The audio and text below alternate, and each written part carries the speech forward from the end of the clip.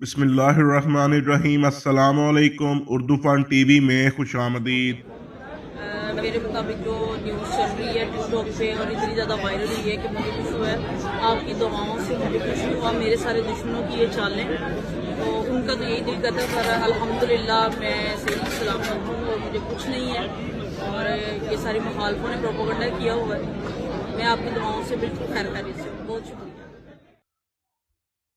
मुहतरम नाज़रीन, गुज़िश्ता कुछ रोज से सोशल मीडिया पर यह खबर वायरल हो रही है कि मोहतरमा सिदरा सईद बंदेशा पर कातिलाना हमला हुआ है और मोहतरमा सिदरा सईद बंदेशा ठीक नहीं। दोस्तों, हम आपको बताते चलें कि ये खबर बिल्कुल झूठी है और इसी खबर की वजह से मोहतरमा सिदरा सईद बंदेशा ने सोशल मीडिया पर अपना एक वीडियो बयान भी जारी किया है, जिसमें वो बता रही हैं कि ये खबर बिल्कुल झूठी है और ये मेरे दुश्मनों की ख्वाहिश है।